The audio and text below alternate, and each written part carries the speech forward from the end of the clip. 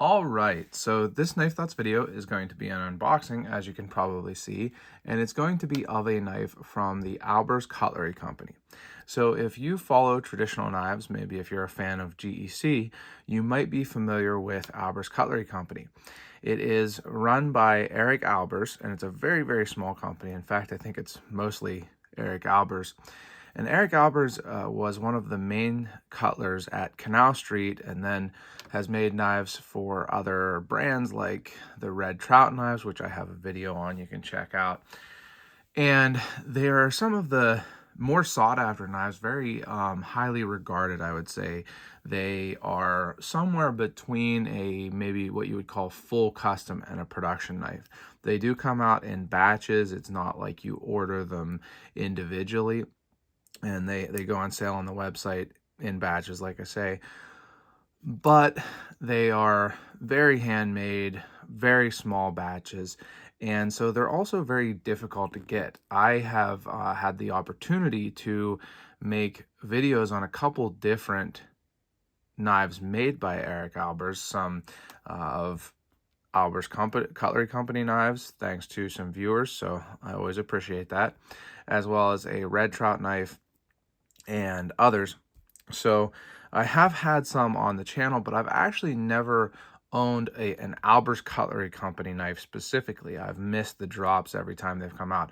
I have had, that's set so that I get emails whenever there's a new knife available from Albers Cutlery Company, and I've gone right when they are available, but unfortunately I have missed them every time. So I was really, really excited. I saw that these came out, and I was excited that I was able to get one. I was actually pretty surprised. So let's go ahead and open this up. I'm going to turn it over. It comes in this, which is, it says it's a small flat rate box. It looks different than what I'm used to. I haven't used the flat rate boxes recently. I typically use Pirate Ship, a shipping service. It's actually been really, really convenient, rather than using, having to go to the, I guess you can order these, you don't actually have to go in person. And by the way, I'm using my Gradation Cutlery number 86 2AB Barlow, which I really, really like, have carried and used a lot to open this. So, got it open. I am going to just take this slip. Oh, the knife is in a box wrapped in the slip. So let's pull the knife out, see what the slip says. So one thing here, made in the USA, which we know these are fully handmade in the USA. And is there anything of interest on this?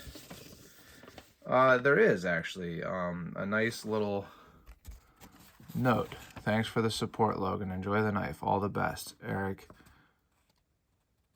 It was a C? I don't know. Maybe just a line. Anyway, a nice little note there. I've actually interacted just a little, not a lot or anything like that, but just a little with Eric Albers on Blade forums. I've been trying to get one for a long time, and so I'm really excited to get one. This is in Stag. It's a Sandbar Stag single clip blade knife. The blade is 154 cm, I believe. And they actually also had a hempwood single clip point bladed jack. I tried for that. Look, the hempwood looked really, really nice. I hadn't seen another knife in hempwood before, but it looked really nice. But those sold out quicker than these. I don't know if there were more of these or if those were just more people wanted them. I assume that there were less of the hempwoods, but let's go for it. Now, one thing I have seen a couple reports of blade wrap from Albers Cutlery Company, and I hate blade wrap, but I also hate proud tips, so it's a little bit of a drop the box there, a little bit of a balance. So this comes in a little velvet type bag. This is reminiscent of Canal Street knives. They always came in a little velvet type bag. Actually, little story real quick. I got the forum knife that was the last knife made by Canal Cutlery Company, Canal Street Cutlery. and lost the knife, but still have the bag. So that's a little frustrating, but let's see what we got here. Okay, so not very popcorny Stag, I'll say. This is more like valleys, but looks good. Looks well hafted. I'll show you the intersections of the bolster and the handles, which look good. I don't see any big gaps there on either side. Pins look nicely done. Very smooth and rounded. Maybe a little bit of a gap. Yeah, a little bit of a gap there, I think. But pretty evenly sized on the scales. Now let's look at the blade. One thing, these always have huge nail nicks. I mean, just like really, really big nail nicks, which I would much rather have than a small nail nick. Small nail nicks are, make it so that they're harder to use. But anyway, this blade looks pretty well centered. Maybe not 100% perfect, maybe slightly towards the pile side, but I mean, certainly not an issue at all for me. Let's open this thing up here. Oh, that is a nice smooth pull. Nice smooth pull at a good 5, I would say. And you can see it has a little bit of a different style maybe than a GEC clip point. It's a little, I don't know, stubbier maybe. I mean, the 86 is a much bigger knife. Well, it's not, I guess, huge, but it's bigger for sure. But you can see a little bit of the difference. The GECs typically have a long clip like that. This is a little bit of a shorter clip.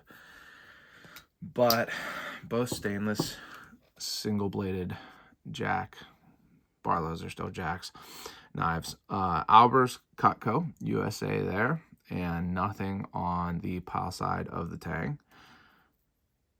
I don't feel any blade wrap right now at all. Feels actually really sharp. And the grind looks pretty good. Maybe a little off center, but that's not a huge deal to me. Swedging looks nice. Show you that there.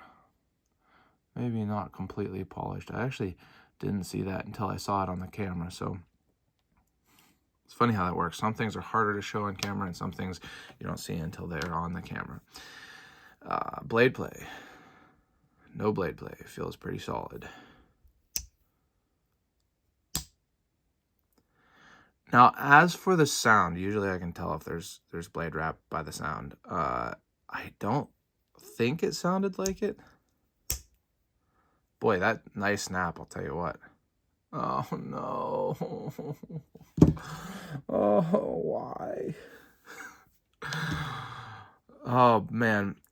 If you're watching this, you know I've had, well, I guess not necessarily if you're watching this, but if you've watched my channel recently, you know that I haven't always had recently the best unboxings. Some of the gradation cutlery knives that I've gotten have had issues out of the box. In fact, one of them, my lookout jack, is at gradation cutlery, and I don't really have any idea when it's going to be done. And even some of the modern knives that I've gotten. And so that's why I was so concerned when I saw the reports of blade wrap, and it does have blade wrap. I can see it. I think I'm going to be able to catch it. Yeah, you can see it there. I think I can catch it better there. So there's the blade wrap. You know, I'm sure that there will be people who say, oh, you gotta be really, really gentle. Oh, wait. Oh, don't let it close yet. Don't let it close yet. Oh, okay, now you can let go of it. And yeah, then you won't have blade wrap on almost any knife. But I didn't buy this knife to be a collection piece. I'm sure some people do buy these Albers Cutlery Company knives to be purely collector pieces, when that's completely fine. There's nothing wrong with that. But I did buy this to use it, and so I'm not real sure what I am going to do.